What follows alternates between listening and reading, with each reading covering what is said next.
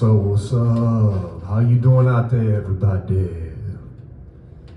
Yes, this is Storm Petoskey coming at you live on this beautiful day. It's been a minute. Yeah, I think so. I want to send out lots of good vibes, lots of love, lots of positivity, lots of blessings. So much gratitude I have for anyone who stops on by and gives this humble little show of mine a listen. I appreciate you. Yes, there's so many things to be grateful for in life. We can always find a silver lining in there, no doubt about it. Yeah, something today that reminded me of that is that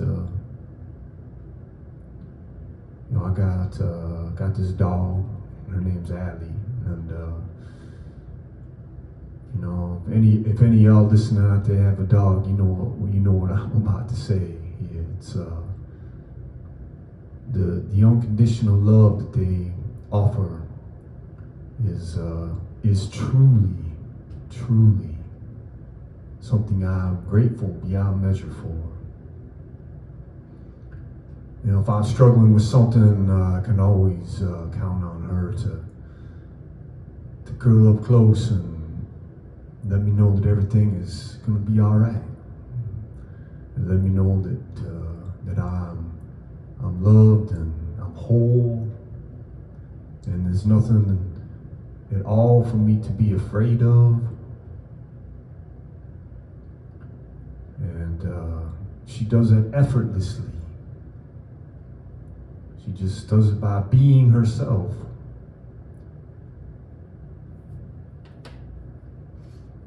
And offering that gift.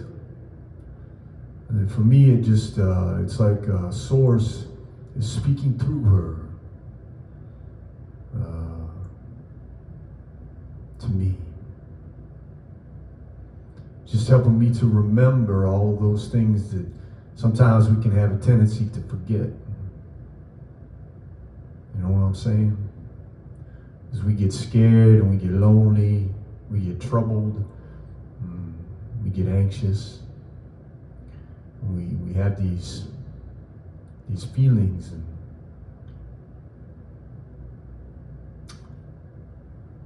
all these emotions, and sometimes they can obscure the view, if you will. They can interrupt the flow. Yes. Yeah, so Allie is there, and she just gives so purely.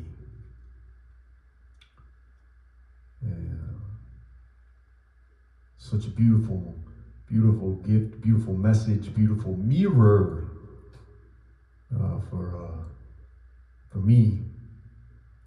Helps bring me back to earth, back to being a witness to all of the beauty around me and the many joys in my life to be most grateful for. Yes. So sometimes we can find that wisdom in the most unexpected of places. And it's just a beautiful reminder to me to appreciate my body that sustains me. Appreciate the loved ones that I'm so fortunate to have in my life. Appreciate the sunrise and the raindrops. Yeah. Appreciate.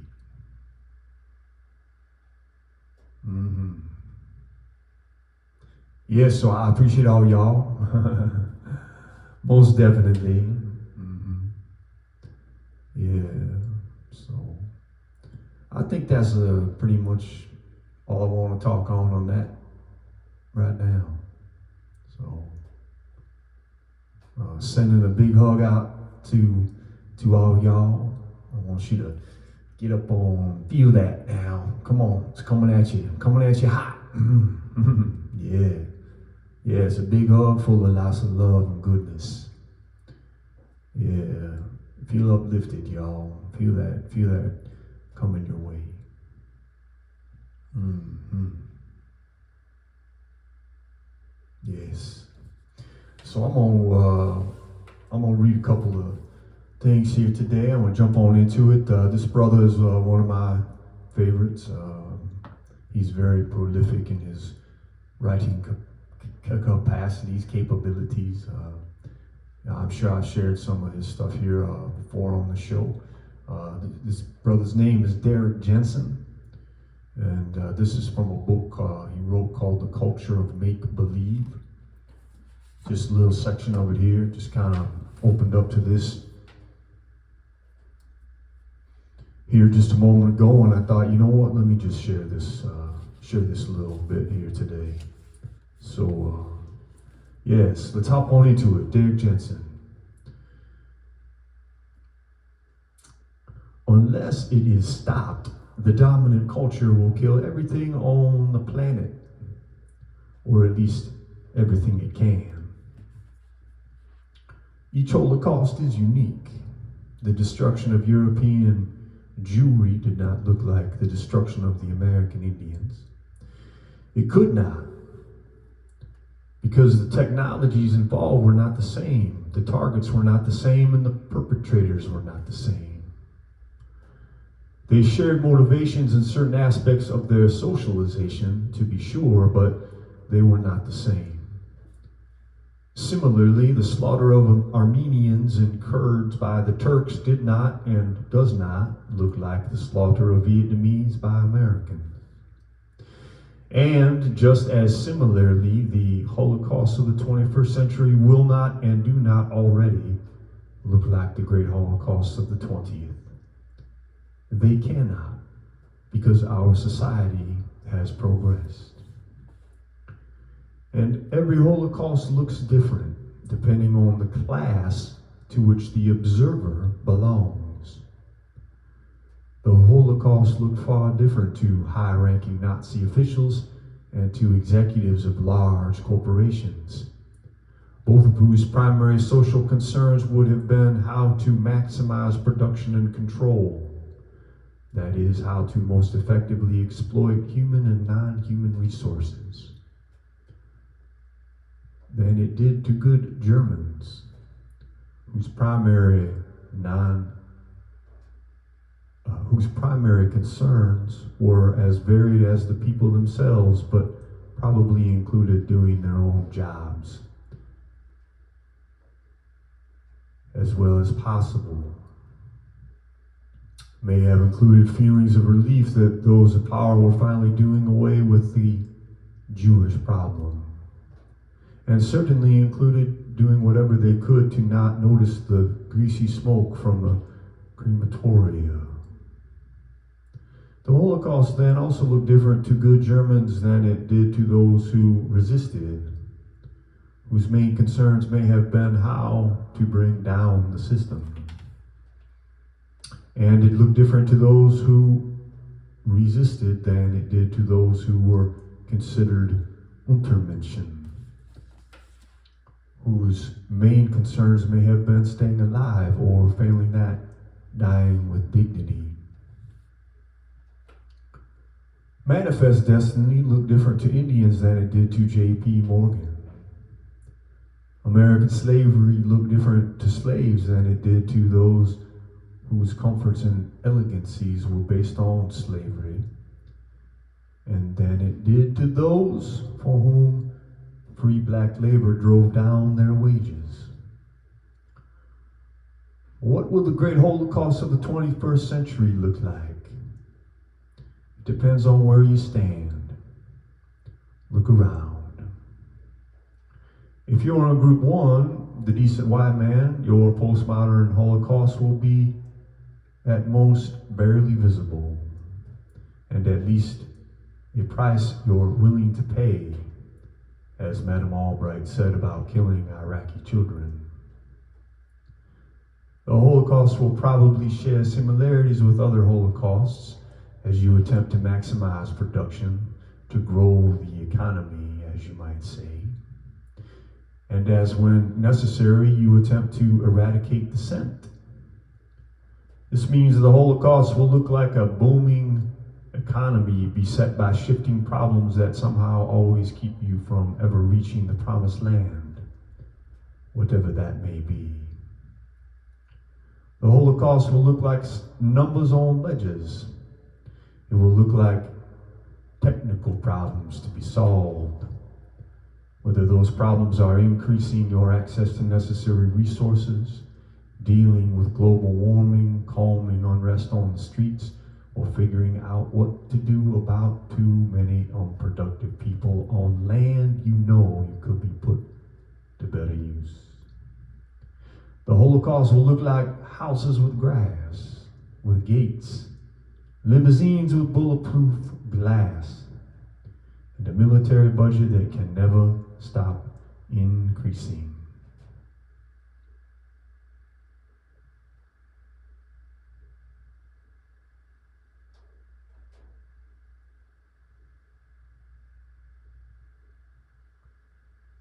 Note that for the $4.6 billion, as much as the U.S. military spends on a 3-day weekend, sanitary water could be provided for every human being who lacks it.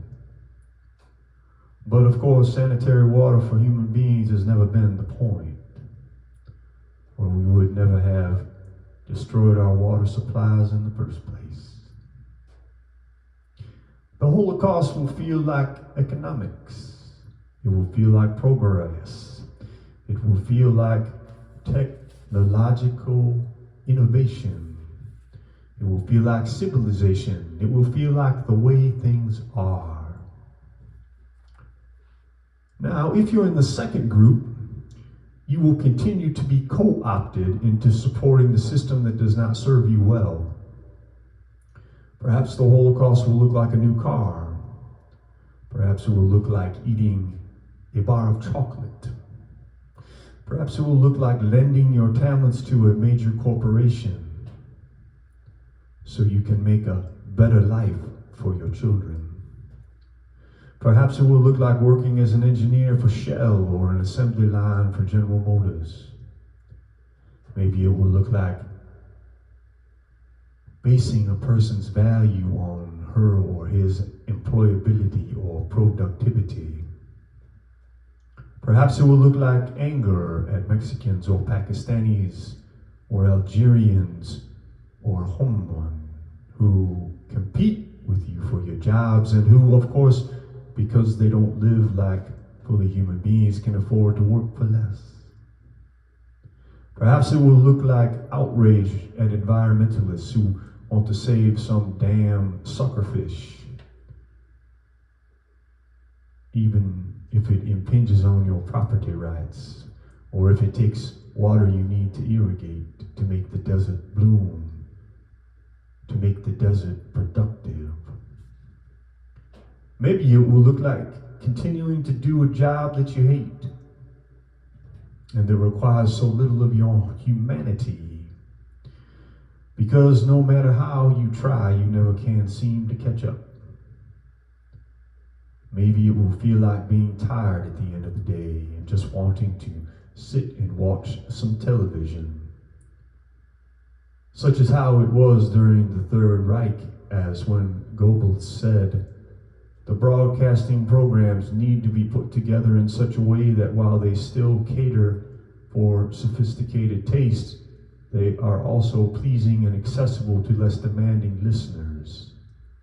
They should offer an intelligent and psychologically skillful blend of what is information, stimulating, relaxing, and entertaining. Of these, relaxation deserves special care, giving them a right to reciprocate and refresh themselves during the few hours when they are off work. Such is how it is now in Mexico, where Emilio Azcárraga, the billionaire head of the Mexican media giant Televisa, who has close ties to the largest U.S. media firm, says, quote, Mexico is a country of a modest, very fucked class, which will never stop being fucked. Television has the obligation to bring diversion to these people and remove them from their sad reality and difficult future, unquote. I leave it to American readers to decide the degree to which this holds true in the United States. As for me, I'm going to go watch Who Wants to Be a Millionaire. If you're in the subsection of the third group, who might someday resist, but don't know where to put your rage, the Holocaust might look like armed robbery, auto theft, or assault. It might look like joining a gang. It might look like needle tracks down the insides of your arms, and it might smell like the bitter, vinegary stench of tar heroin. Or maybe it smells minty strong like methanol, like the sweet smell of crack brought into your neighborhood at the behest of the CIA. Or maybe not. Maybe it's the unmistakable smell of the inside of a cop car and a vision through that rear window of a little girl eating an ice cream cone, with the knowledge that never in your life will you see this sight again.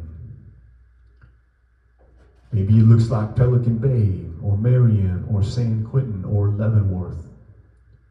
Or maybe it feels like a bullet in the back of the head and leaves you lying on the streets of New York City, Cincinnati, Seattle, Oakland, Los Angeles, Atlanta, Baltimore, or Washington, D.C.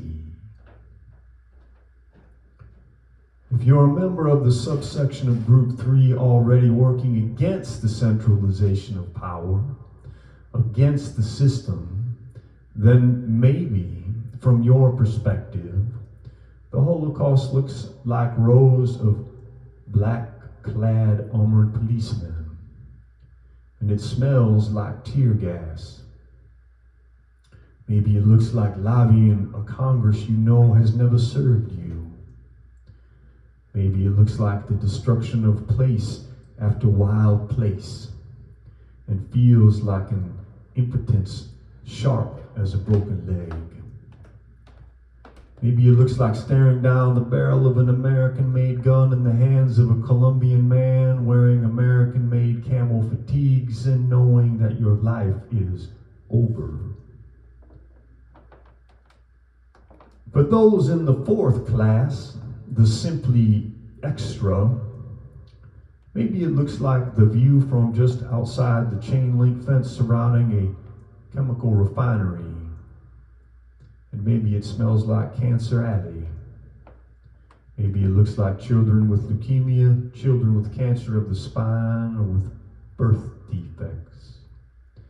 Maybe it feels like the grinding ache of hunger that has been your closest companion since you were born. Maybe it looks like the death of your daughter from starvation and the death of your son from diphtheria, measles, or chickenpox. Maybe it feels like death from dehydration when a tablet costing less than a penny could have saved your life. Or maybe it feels like nothing. Maybe it sounds like nothing. Maybe it looks like nothing. What does it feel like to be struck by a missile in the middle of the night? A missile traveling faster than the speed of sound. A missile launched 1,000 miles away. Maybe it feels like salmon battering themselves against dams, monkeys locked in steel cages, polar bears starving on a dwindling ice cap, hogs confined in crates so small they cannot stand, trees falling to the chainsaw, rivers poison, whales deafened by a sonic blast from maybe experiments. Maybe it feels like the crack of tibia under the unforgiving jaws of a leg-hold trap. Maybe it looks like the destruction of the planet's life support systems. Maybe it looks like the final conversation of the living to the dead. As much as I cannot help but see the similarities between prisons and concentration camps, it seems to me a grave error to count on Zyklon B dispensing showers to mark the new Holocaust. Perhaps the new Holocaust is dioxin in polar bear fat and methyl sodium in the Smith River. Perhaps it comes in the form of decreasing numbers of corporations controlling increasing portions of our food supply. Until, as now, all three huge corporations control more than 80% of the beef market and 7 corporations more than 90% of the grain. Perhaps it comes in the form of these corporations and the governments which provide the muscle for them, deciding who eats and who does not. Perhaps it comes in the form of so much starvation that we cannot count the dead. Perhaps it comes in the form of all of these and in many others I could not name even if I were able to predict. But this I know, the pattern has been of increasing efficiency in the destruction and increasing abstraction. Andrew Jackson himself took the scalps of the Indians he murdered. Heinrich Himmler nearly fainted when 100 Jews were shot in front of him, which was surely one reason for the increased use of gas. Now, of course, it can all be done by economics. And this I know too. No matter what form it takes, most of us will not notice. Those who notice will pay too little attention. We will follow the rules laid down by Noah and his remaining sons, and we will walk backward to not see our Father's nakedness. It does not matter how great the cost to others, nor even to ourselves. We will soldier on. We will ourselves walk quietly, meekly, into whatever form the gas chambers take, if only we are allowed to believe they are bathrooms.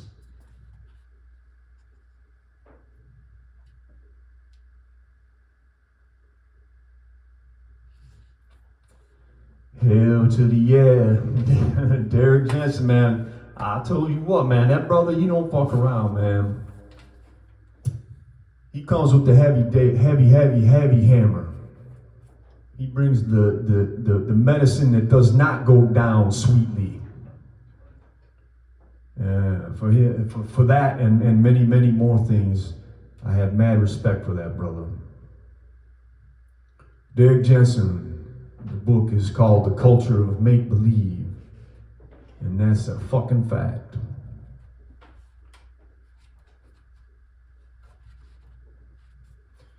So, as I was saying before I started reading from that book, I was talking about my dog. And so, with that in mind, we're going to circle on back to that. I'm going to read a poem or two. And this is from one of my favorite poets. I've read her on this show before. Her name is Mary Oliver, and she has a book called Dog Songs. And so we're going to just read a couple from there.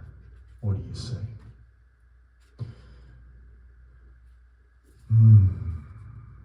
Let's take a moment first now. Let's sit on into it. let's just pause. That was some heaviness from Derrick, man. You know, sometimes I come into these shows and I just don't know where it's going. And yeah, that was some heavy stuff, man. So take a moment, feel your heart beating, and give thanks.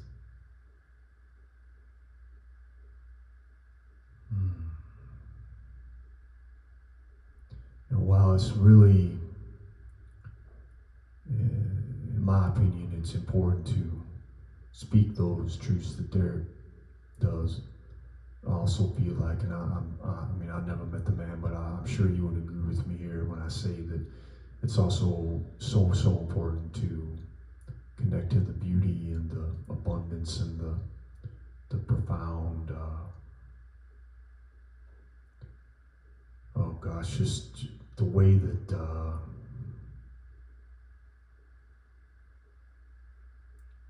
life sustains us.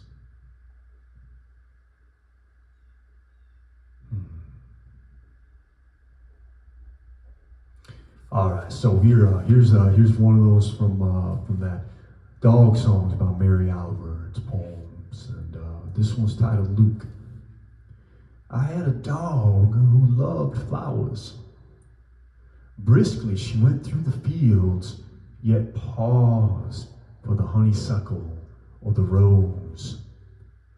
Her dark head and her wet nose touching the face of everyone with its petals of silk, with its fragrance rising into the air where the bees, their bodies heavy with pollen, hovered. And easily she adored every blossom, not in the serious, careful way that we choose this blossom or that blossom, the way we praise or don't praise, the way we love or don't love, but the way we long to be, that happy in the heaven of earth, that wild, that loving.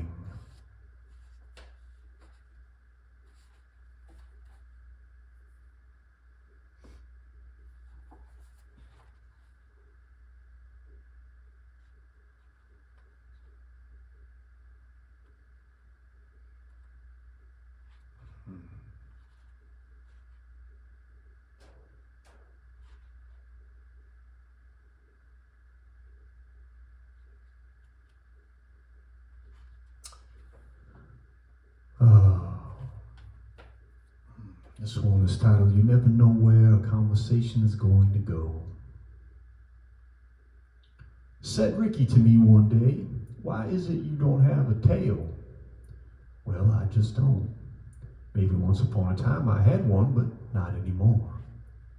What happened? Did you have an accident? No, things change. Sometimes, over time. You mean maybe sometime I won't get a walk, I won't get dinner, I won't get hugs? Well, that's scary, plain scary. No, it takes a really long time. In fact, some things change over time and some don't. Well, how do I know what's what? Day by day, Ricky, you find out. Has anything changed that troubles you? Actually, nothing. I like everything a lot, every day. Well, see? Just keep on liking things and praying. I don't know anything about that.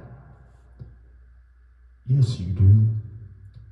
Every time you wake up and love your life and the world, you're praying, my dear boy. I'm sure of it.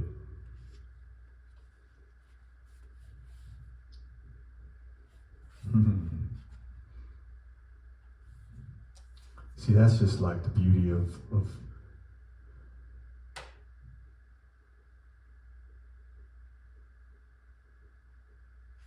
Mary Oliver. She's, yeah. How can you not just be like totally smitten? All right, one more here. This one's titled Every Dog's Story. I have a bed, my very own. It's just my size. And sometimes I like to sleep alone with dreams inside my eyes. But sometimes dreams are dark and wild and creepy, and I wake up and I'm afraid, though I don't know why. But I'm no longer sleepy, and too slowly the hours go by. So I climb on the bed where the light of the moon is shining on your face, and I know it will be morning soon. Everybody needs a safe place.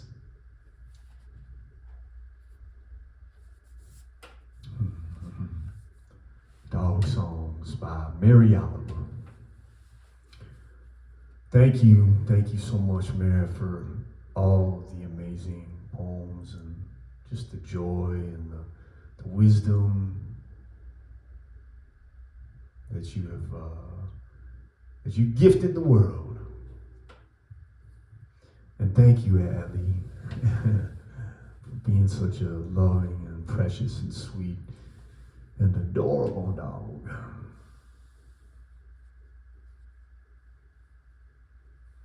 All right, let's do a song and then we'll get up on out of here.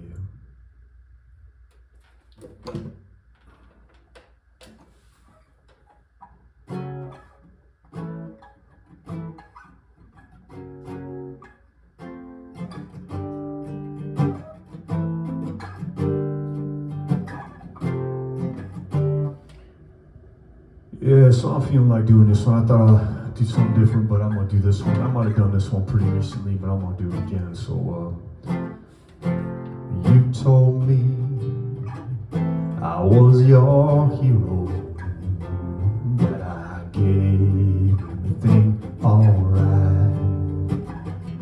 Well, I'm not trying to be no hero. I'm just trying to shine my love light. If you need a friend you can count on, well, I promise I'll always be there. The road is long and sometimes it gets dark, but with love we have nothing to fear. Curl up close next to me. Enjoy the magic and the mystery, yeah, of this life. We're so blessed to live, are so good to receive, even better to give. Oh, even better to give.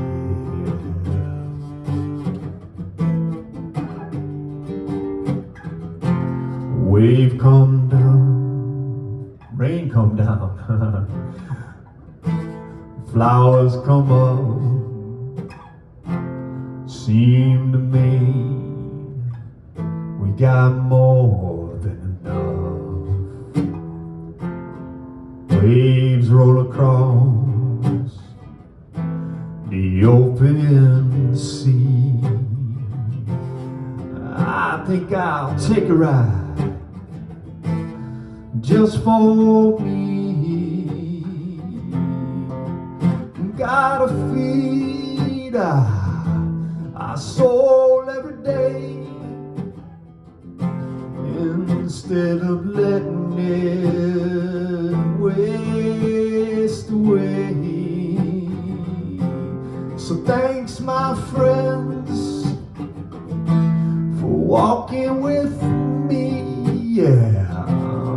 giving your love so faithfully. I curl up close next to me, yeah. Enjoy the magic and all the mystery of this life. We're so blessed to live, oh, so good to receive, even better to give. Oh, even better to give. Oh, even better to give.